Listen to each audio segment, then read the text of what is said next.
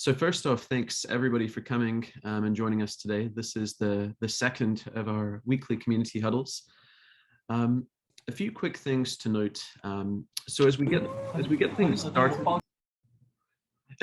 started, as we're obviously a smaller team here at DevLake and DevStream, we'll be working to keep both of these huddles combined, at least to begin with. As we grow, we'll likely split them into two cohorts to keep things a bit more organized.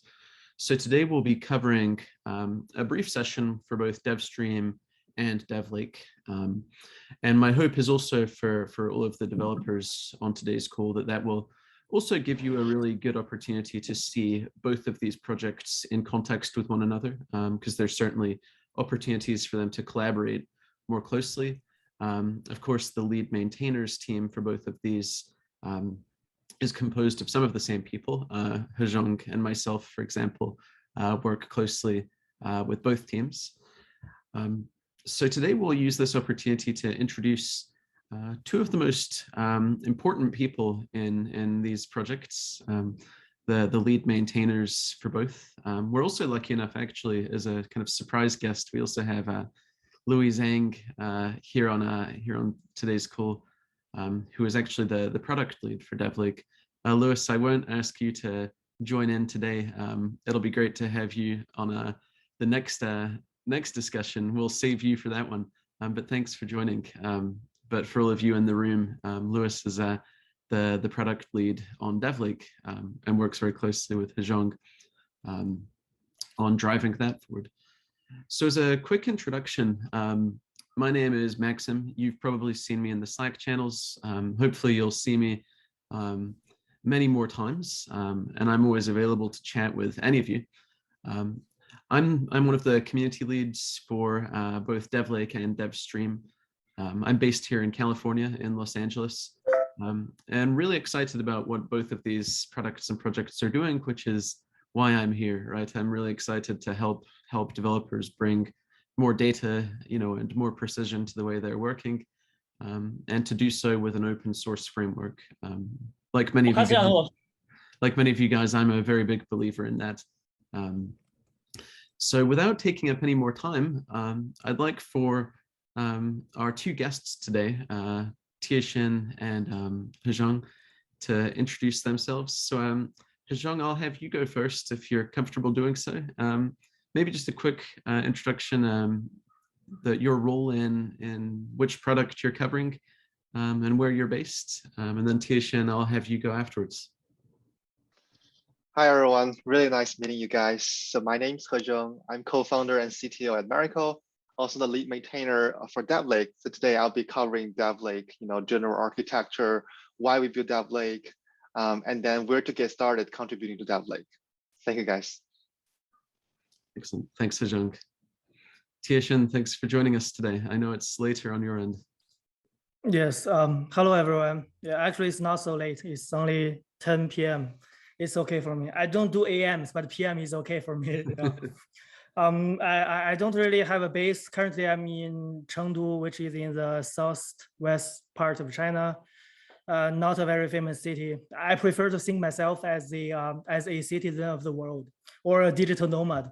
I was working in Europe for the past 5 years and relocated back to China last year. Yeah, I'm leading the DevStream team here. Nice to meet you guys all. Yeah. Fantastic. Yeah, fantastic to have you join us.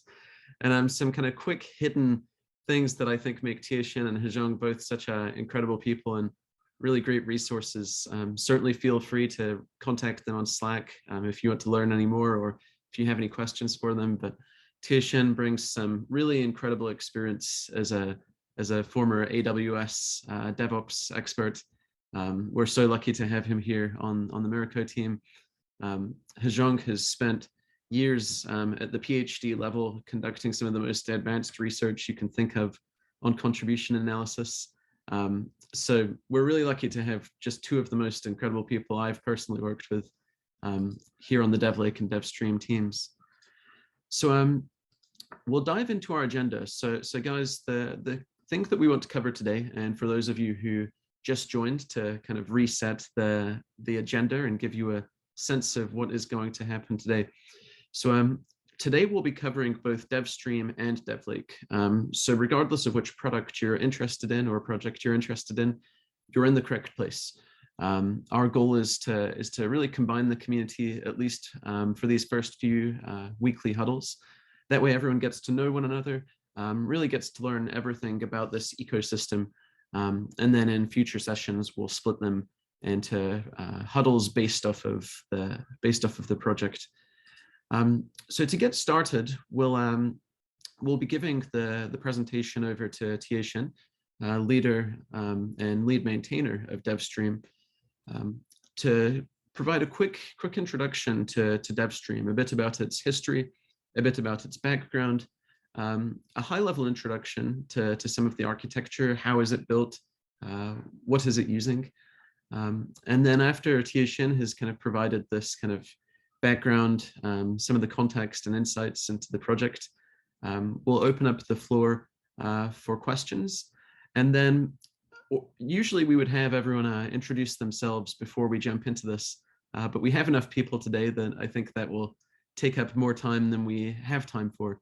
So instead, what we'll do, if you want to jump on a microphone or ask a question, I'll ask you to give maybe a quick 30-40 second introduction of yourself before the maintainer answers your questions. So Tiexin, thanks so much for joining us, and I'll pass the microphone to you to give some background into DevStream. Okay, thank you. It's my honor to be here tonight. Yeah, maybe I can start with a story. I think the experience with DevStream or even with Merico started way back in 2021. I think it was September or October when I first met Jinglei and Hezheng. Of course, it wasn't my idea. I was working as a DevOps engineer or consultant for the past 5-6 years, but I didn't invent DevStream or anything like that. It would be arrogant for me to say that I invented DevStream. It's nothing like that. Yeah, we had a very nice discussion about what we're going to build.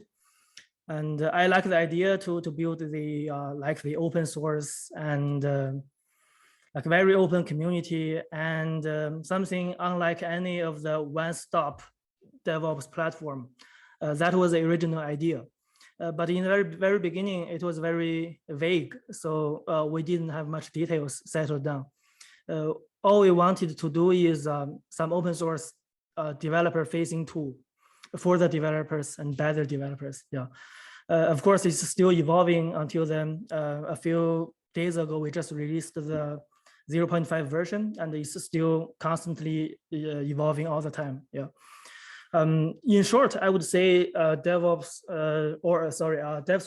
is a tool manager for DevOps tool chains. Think of it as a meta tool which manages all the other tools. But of course, it's more than that. It not only manages all the tools, but also installs them and integrates them all together so that you can have the whole DevOps platform, which covers your whole software development lifecycle. Maybe you can have it at a click of a button within 5 minutes. That's the goal. Maybe you want to ask, why would I want to use DevStream? Because there are already a lot of like commercial products or even open source products out there.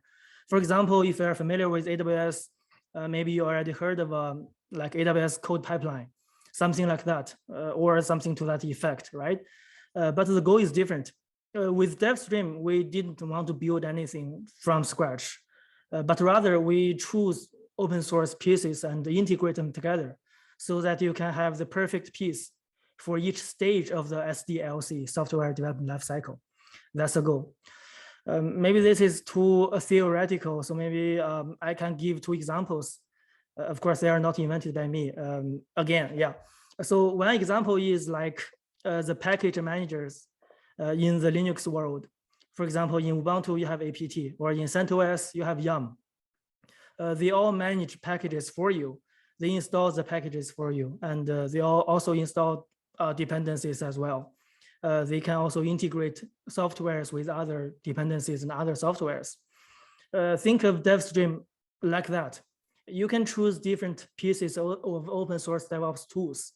With DevStream, at a click of a button, you can integrate all of them together, all installed, and within 5 minutes, and voila, you have everything.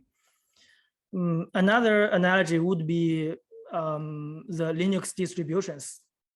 For example, if you're an Ubuntu guy, maybe you prefer to use like apt or other softwares that comes with Ubuntu. Maybe you have another preferred operating system, maybe CentOS, maybe not, maybe something else. For example, if I'm building some Golang web applications, I try to use Alpine Linux because it's small, right? It makes sense.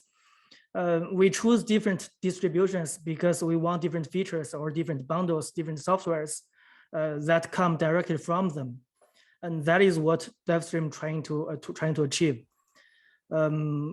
We are trying to build different like distributions of DevOps tool chains or platforms.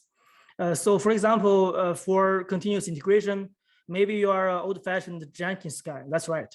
That's all right. That's totally fine. But maybe you prefer some open source choices like GitHub Actions or Travis CI, Circle CI, things like that.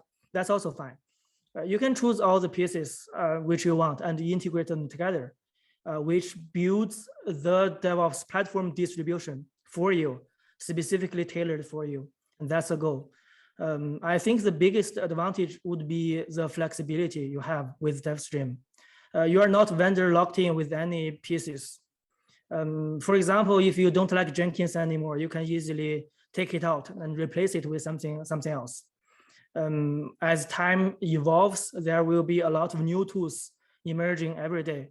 I'm sure a lot of readers here follows the CNCF radar, tech radar. There will be some new CI, CD tools or other tools which can speed up your SDLC lifecycle, right? So why using the old piece all the time if it doesn't make sense anymore, right? We should be able to replace some pieces like Legos, right? So that we can always use the latest and most advanced tools to be most efficient in software developing. That's the goal of DevOps. Of DevStream. Yeah. Fantastic. Yeah, that's a great overview.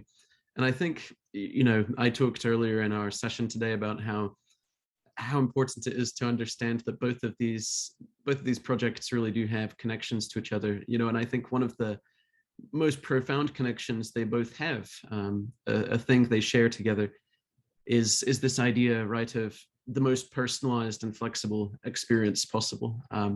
I think it's one of the things that makes both DevStream and DevLake so exciting is I'm sure many of the developers on this call have plenty of experience with products that, you know, force a particular philosophy and don't let them connect to anything.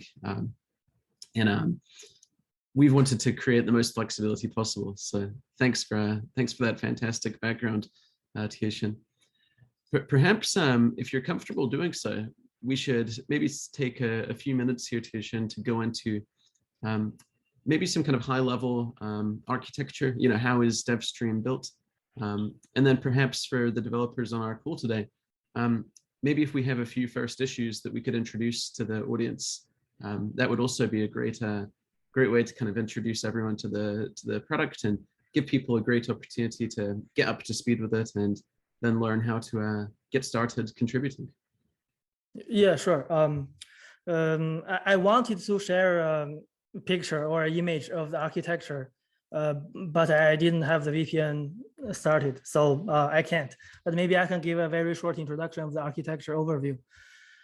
Basically, DevStream uses a core plugin architecture, which is actually not new, especially in the DevOps world. Because if you think about, for example, HashiCorp Terraform, which does this exactly in the same way. Or if we think about Ansible, which does the configuration management, it's not exactly core plugins per se, but more or less it's the same stuff because you can define different roles, which acts like a plugin, which achieves a specific goal. I think they both inspired the DevStream idea in the first place. We wanted it to be very flexible. We wanted to support a lot of different tools. So the plugin idea makes sense. At least it made sense in the very beginning. That's why we made this decision. In the beginning, we used the Golang plugin, native Golang plugin module, which works fine so far, but we are thinking about changing it to something else. It may come in the next 2 or 3 months or so. Yeah, but in general, think of DevStream core as a state machine, which manages the state of all the DevOps platforms or tools, all the status, all the state, and of all the resources of all the tools and stuff like that. But the actual implementation of the installation, of the upgrade, of the deinstallation, or of the integration of the different tools, that is achieved by each plugin. So developers would build a plugin which can do a specific tool. And that's the idea. So I think the control is in the developers. You can decide how to build it, if you want to build it like idempotent or not. We also try to achieve the idea of DevOps toolchain as code. We have the ability because the core part is only a state machine. We manage everything. We have defined all the interfaces, enabling you to achieve idempotency. But again, whether to choose to implement it or not is in the hand of the developers. Some tools may be not suitable for idempotency, but others might be. So yeah, I think the idea is we don't have a biased opinion. We are like open to every possible tool here. It's not like that we already have the best idea of choosing which tool for which piece. The goal is to be neutral. We don't have a very strong opinion about everything. All the DevOps tools can be integrated. If you decide to make it idempotent, that's up to you. Yeah. So in general, it's a core plugins architecture. The core acts like a state machine, and the plugins does all the implementation. Yeah, that's it. Excellent, excellent. Yeah, I always like to tell people that the products and projects are only limited by their connections and your imagination. So fantastic introduction, Tiexin. Thanks. And if you're able to do so, do we have any first issues we want to point out to people that are maybe open and available right now on the project for people to take a look at? Yeah, to be honest, we had a few a couple of days ago, but you know, the contributors and the user group, they are so active that they are already resolved. I will make sure I will come up with a few new good first issues in the next 2 or 3 days. Yeah, so stay up to date. Yeah. Perfect, perfect.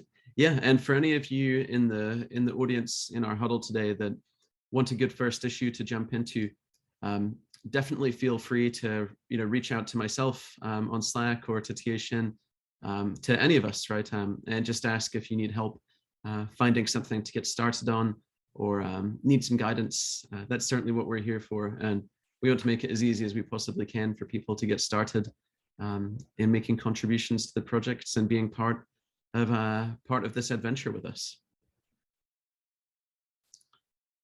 Fantastic. So now I'd like to open up the discussion for at least a few minutes for anyone that might have questions for Tiexin or questions about DevStream. This is a great opportunity to dive in. Sanskar, I see you raise your hand. Thanks so much for joining. Feel free to unmute yourself, and then if you don't mind, give just a quick introduction, and then feel free to ask your question and get the discussion started. Hello everyone, am I audible? Hi, am I audible? Yes, we can hear you. Perfect. Very clearly. I'm using Ubuntu, so I was quite confused because the client is not official. Okay, so first of all, hello everyone. I'm really excited to meet you all, and I'm Sanskar. Currently, I'm involved with OSGeo, a PG routing, which is an OSGeo community project, and hoping to participate in Google Summer of Code 2022. I was really excited to see both DevLake and DevStream because I thought that they were new for me, and I explored them. I'm into DevOps, and currently I'm trying to be involved with DevLake. But I have a question for Tiexin. does DevStream is DevStream being used to maintain? Can it be used to maintain the configuration, or is it only being used as an installation tool? Can it? I mean, can it be used for the? I think we lost you, or is it my connection? I also lost Sanskar for the last couple of seconds. Sanskar, are you still speaking?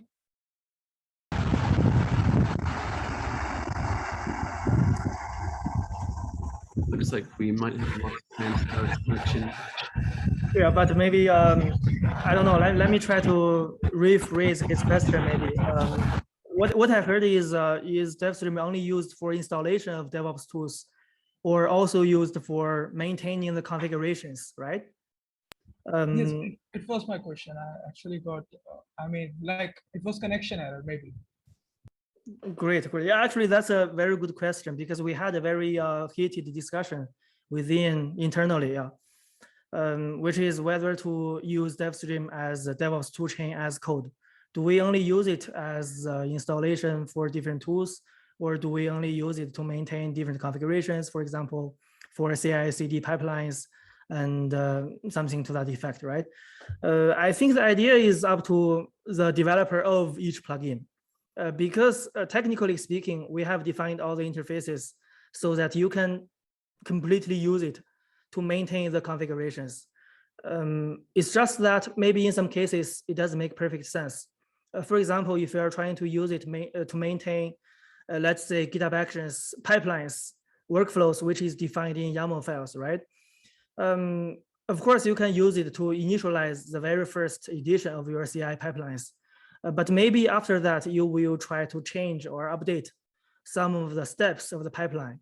And when you try to change your pipelines, maybe you want to do it with Git CLI, or maybe directly in GitHub. That's also possible, right?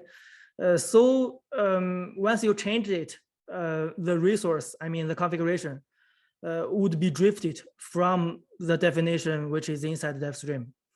In that case, do we still want to use DevStream as the single source of truth? I think it depends. In this case, maybe not, but in other cases, maybe we should use DevStream as a single source of truth. For example, if we are using DevStream, for example, to maintain Argo CD applications, which are used for continuous delivery, right? You can't define every application, every Argo CD application as a YAML file, which is managed by DevStream. If you want to change those YAMLs, or if you want to change how those applications are deployed, you can actually directly change those configurations and use DevStream to reapply those configurations. So no matter which way you choose, they are supported because it's the nature of the core plugin mechanism, since the core only acts as a state machine. But my opinion is maybe not all the tools are suitable to be completely managed by DevStream. But again, this is only in the very initial stage. We will have a lot of discussions later, and maybe you can help us to decide what we are trying to achieve, right? Yeah, I think that's a great answer. Thanks for your question there, Sanskar. Do you have anything else? No, thanks a lot. It was really nice. I mean, fantastic. Thank you for the question, and thanks for the interest in both projects. That's really exciting.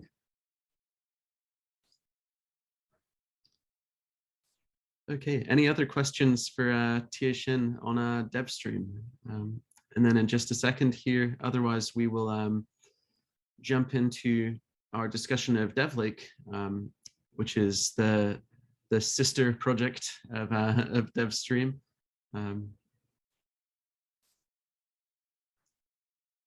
Okay, so we'll move from DevStream here to DevLake. So I hope all of you are equally excited about both projects, and then ultimately find a home at either one of them to really kind of dive in and to be part of driving forward, these open source data-driven projects that we're so excited and proud to be leading and to be collaborating on with you guys. So we're joined today by Hezheng Yin, Hezheng is the lead maintainer of DevLake. He's also the CTO of Merico, which is the private company that really kind of supported both of these projects to get them started. So we're really lucky to have Hezheng joining us. So Hezheng, thanks so much, and perhaps you can give a brief introduction of yourself, your role in the project, where you are, and we can dive into a bit of background and history and context of DevLake. So thanks so much. Sounds good. Thank you for the intro, Maxim. And before I get started, I really want to say Tiexin gave a very good introduction to DevStream, and Tiexin should take more credits for creating DevStream. Maybe Jinglei and I proposed the idea to Tiexin, but Tiexin really took the idea and then materialize it to reality, right? So I think it's a great project lead for DevStream. And then before I get started into DevLake, so let me share my screen first. I want to quickly go over, the relationship between DevLake and DevStream, how we got started with these projects here at Merico. So at Merico, we are a company that empower developers to analyze, their engineering data. So we extract insights from engineering data, information like their productivity, their quality, their delivery risk, skill set, all this information from the engineering data. Originally, we were very focusing on code analysis. That's our first product, and that's already being used at top internet companies like China, like Huawei, Didi, Tencent. But soon after we shipped the first product, we realized that we're missing out on a lot of information. Writing software is not just about writing code, right? It is an important part, but it's only just a part of the entire software development lifecycle.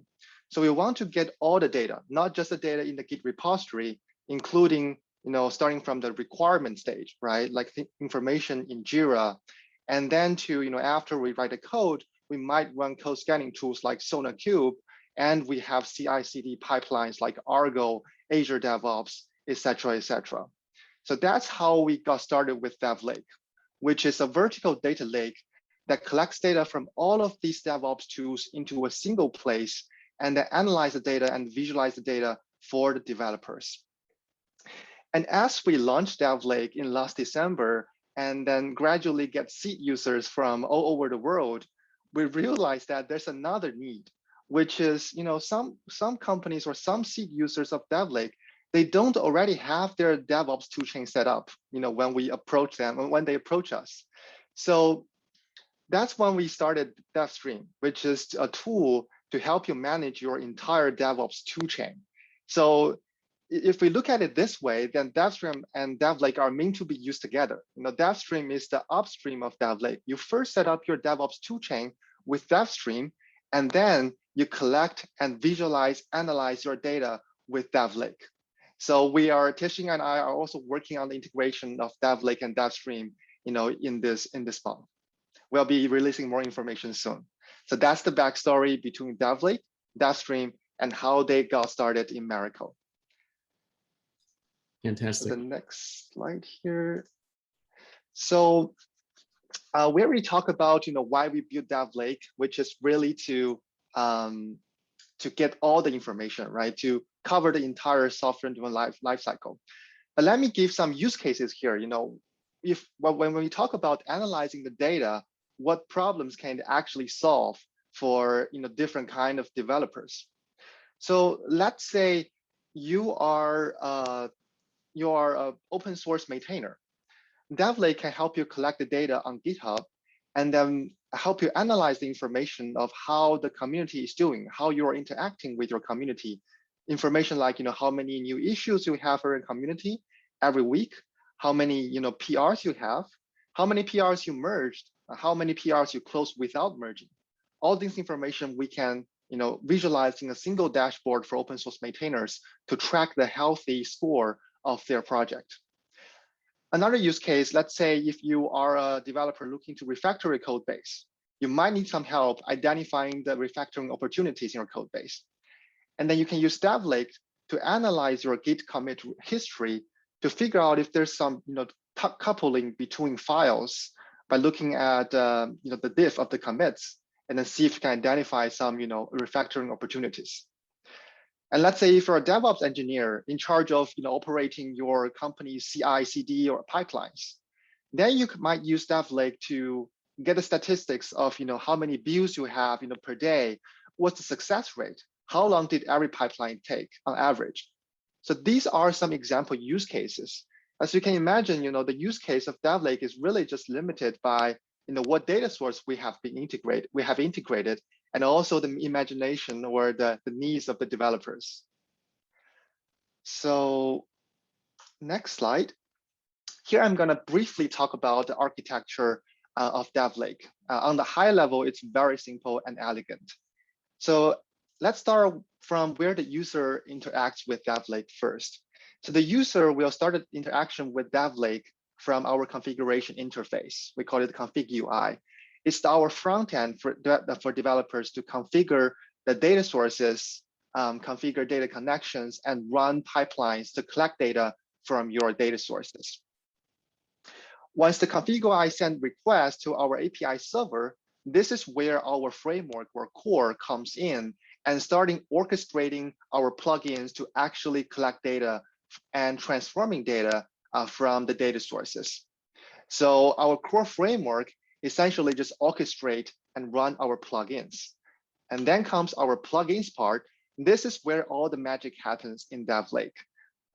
So each plugin will usually support one data source or calculate one metric on top of the data we collected. So we have a pretty simple plugin system. It's also very similar to the plugin system that DevStream is using. And we have documentation on how you can create your plugins easily. The next step is for the plugins to write the data that we collected and transformed into our data storage. So here we can use a number of database systems, including popular choices like MySQL and Postgres. And lastly, our user can explore and visualize the data we collected using Grafana dashboard or other ways, other consuming ways that you can connect to our data storage options. So this is the general architecture overview of DevLake. Lastly, we have picked two good first issues. There are more on GitHub actually, but we just want to make sure that we have the bandwidth that to guide you through the process and to review your PR in detail. So we just picked two, but if you're interested, there are more on our website. And before I get started, actually, one quick announcement. So DevLake was accepted into Apache Incubator just 2 weeks ago, and just today actually, our repository was transferred to the Apache organization on GitHub. So we're still figuring out the logistics, so it might take a while, but as you can see now, our issues link are already reflecting the changes here. So the two good first issues is first, we would like to extend the ability of our GitLab plugin and collect issues information. And the second one is to provide documentation for our REST API. So we have the detailed description in the issue. So feel free to read it. If you have any question, send me a message on Slack and I'm happy to answer it. So that's my part of the introduction to DevLake. Thank you guys. Amazing. Thank you, Hezheng. Yeah, and for everyone joining us today, you kind of get a sneak preview of what comes next for DevLake, where we're announcing everything with Apache next week. So you get to kind of hear some of the news beforehand, which is really exciting. Great overview, Hezheng, so thanks so much. Hezheng, if you want to remove your screen share, I'll be able to kind of pull up our participants, unless you have anything else to go over. So wanted to see if anyone has any questions or anything they'd like to discuss relating to DevLake. Feel free to raise your hand or feel free to unmute yourself and just ask directly.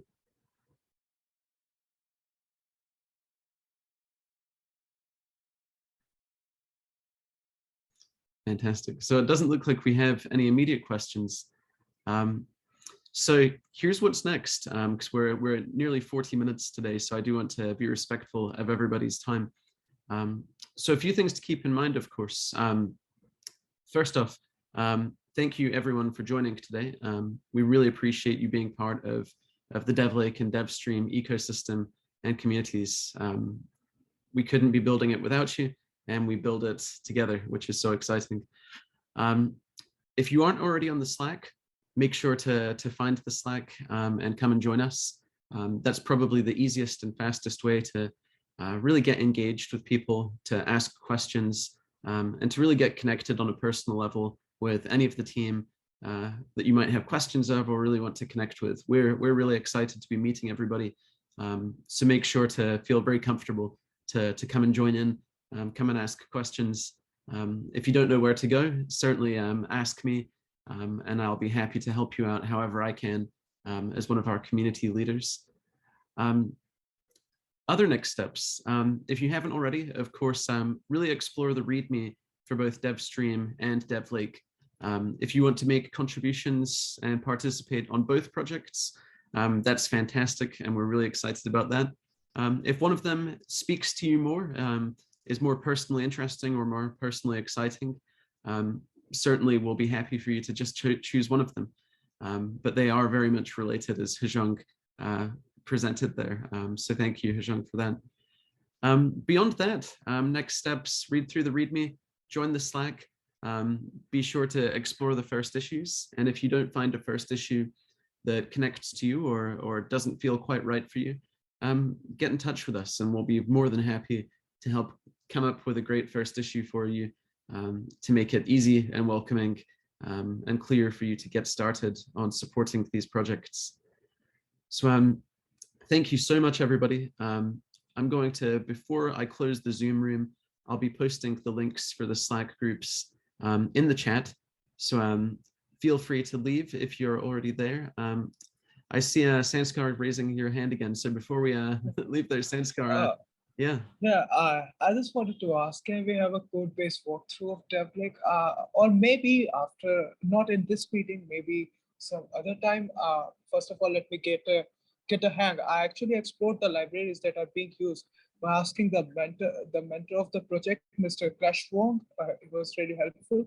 And now I'm exploring them. But if we can have a code-based walkthrough, that would be great. Absolutely. No, it's a great question, Sanskar. So that will, in fact, you predicted perfectly what comes next in our community huddles.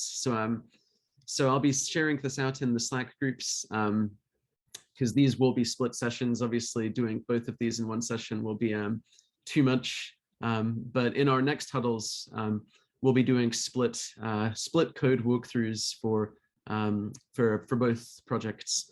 So next week we'll share information to do a code walkthrough with Hezheng and others from the DevLake team. And then we will also do the exact same thing with DevStream so that everyone can get really deeply familiarized and comfortable with the projects. So great question, and thank you for asking that.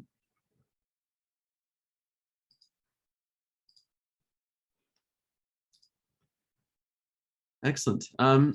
So beyond that, that is our huddle for today. This was a really fantastic turnout, so I really appreciate everybody joining in, being part of the discussion, being part of the community. In the Slack here, I am posting the link for this first one is going to be for the DevStream Slack. And then in just a second, I'll post the link for the DevLake Slack. They are separate groups to stay organized. So if you aren't already in those, be absolutely sure to join. We'll welcome you. We'll get the discussion started and moving in there. That's also where you'll be able to find the most current updates for what's happening in the community. When we schedule events, when we schedule the code-based walkthrough, that's where you'll be able to find that information. So thank you so much, everybody, for joining. So I'll stay on the Zoom room here for a few minutes, and Hezheng and Tiexin will also, in case anyone has any final questions, or if in case you want to discuss anything in a more private setting. But otherwise, feel free to leave the room, and wherever you are in the world, I hope you have a great day or a great night. And thanks so much for joining us today, everybody. Thank you everyone for joining us today. Thank you.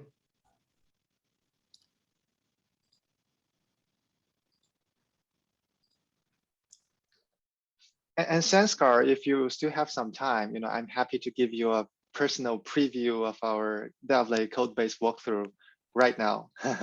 That would be great. I'm absolutely free. In fact, I'm a night crawler, so I would love to. Excellent. Excellent. Okay. So give me 1 second and let me share my screen for the code walkthrough. Excellent. Yeah, so we're going to transition now directly into that, which is really exciting. Hezheng, thanks for being so willing to do that. That's fantastic. So yeah, we'll jump into the DevLake, at least kind of a private first code-based walkthrough here. For any of you that want to stay, definitely stay for that. Otherwise, we'll see you next week for the weekly huddle. Thanks, everybody. Awesome. So yeah, so I think it's gonna be a quick one. Just gonna be, we took a look at our architecture diagram briefly previously. So maybe just let me map each component to the directory so that you know where to get started, where to look for things if you want to work on some issues. So also I'm gonna start with the order of the diagram. So for the configuration interface, it's all in this folder. So all of our React code is in this config UI folder. And there's documentation for how you can set this up locally for development if you want to modify anything. So this is the configuration UI. The second part is our API server. So this is in our API folder. So this is where all of our REST APIs live. Yeah, so this is under the API folders. So as you can see, it's all pretty straightforward just from the naming of the folder. And then for the plugin, they live in this plugin folder. Where is it? It's in here. So we have the interface of the plugin defined in the core directory, and then every other directory is just a plugin. So you can see here we have our facial Git extractor, GitHub, GitLab, Jenkins, Jira, tapd plugins. And then let's pick one plugin as an example. So let's say if we go to GitHub. So the github.go is the entry point to the plugin. So in here, you need to define a plugin struct that complies with the interface of plugin and provides the necessary information for the framework to orchestrate this plugin. And then we have a couple of folders defining the actual, the models, the schema of this plugin's data, and then also the tasks that this plugin actually provides. So usually one task corresponds to one entity that we want to collect. For example, like GitHub issues will have one task, and GitHub PRs will have one task usually. And then lastly is the API here. So sometimes we want to expose some APIs of data source to our configuration interface to make it easier for users to configure their data source. So that's where that API lives. So this is the classic structure of a plugin. And getting back to our root directory, so we have covered the configuration interface, the REST APIs, the plugins, and lastly, I would say let's cover the Grafana directory. So this is where our Grafana dashboards live. So you can see here, so these are the pre-built dashboards. We also have an archive folder which has even more dashboards, but these are the pre-built dashboards that you can directly use out of the box once you set up DevLake and have collected some data from your data sources. And then feel free to contribute your own creative dashboard to us while pull request. So yeah, so Sanskar, I think this will be a really quick, a 20,000 feet quick walkthrough of DevLake's code base. But we're probably going to be working on a blog post to give more detailed information of code-based walkthrough, in the next weeks. Yeah. That would be great. In fact, I got some of my points really clear by this walkthrough. I was able to understand a quick few things. I was actually following Merico on LinkedIn and found out that they have they're providing new interfaces for DevLake. So I guess that's what it is in Grafana folder, maybe, that you showed just right now. So basically for the front end portion, for the front end part, are we using Grafana or do we have our own front end something? Great question. So I guess the technical way to answer this is that we have two front ends. One front end that is the configuration UI folder built in React. It's for configuring data sources, creating pipelines, and also tracking the status of the pipelines.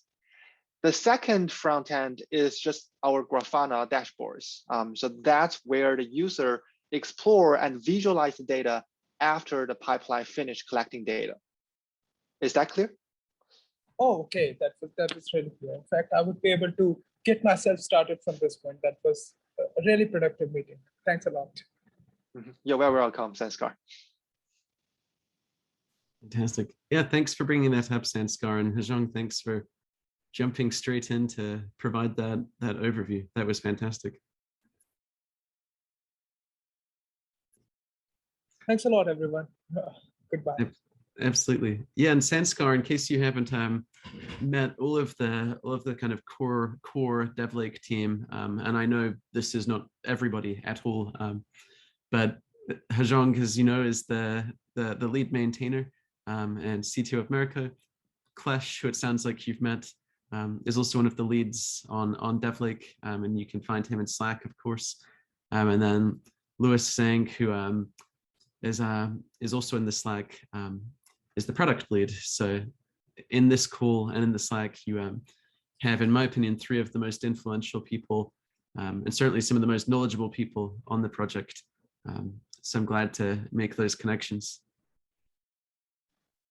And we also have Warren, or his Chinese name is Intru, here today with us. Warren has been spending a lot of efforts in supporting the community.